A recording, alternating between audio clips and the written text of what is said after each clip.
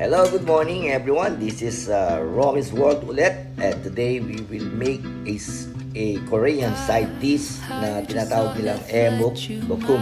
Yan, si fish cake. So, umpisahan na natin at magandang araw po. And of course, I would like to make a shout out to dito sa nagbigay ng aking cup, si Sergeant President Pong Ademar Ponyo. Thank you very much. So, let's go.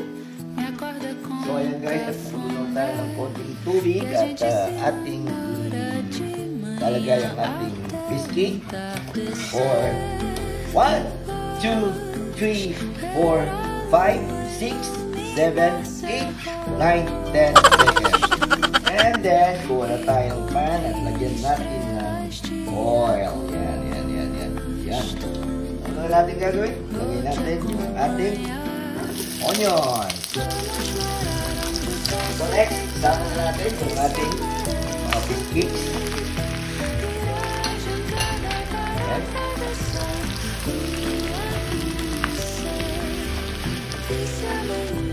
Garlic flour. Ayan, para mas masarap. Okay. Guys, no heat lang tayo Tapos lagyan natin ang soy sauce.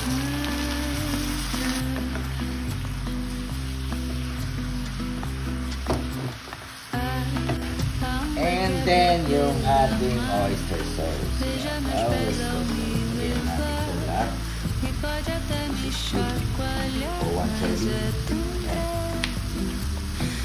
Halo.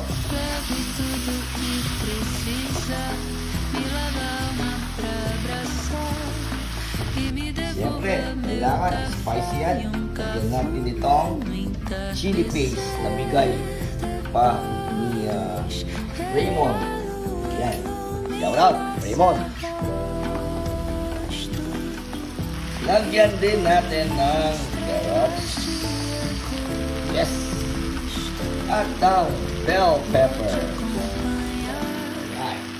And finally, para save natin yan, siyempre lagyan natin ng pork. Yes. Halo lang yan. Halo.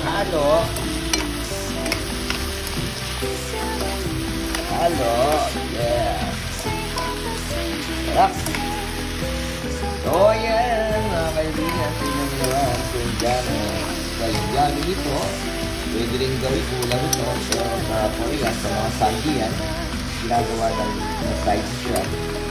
Set-up tayo, ginawa natin. And finally, siyempre, lagyan natin ng tapos yan, green onion. So guys, ayan, tapos na.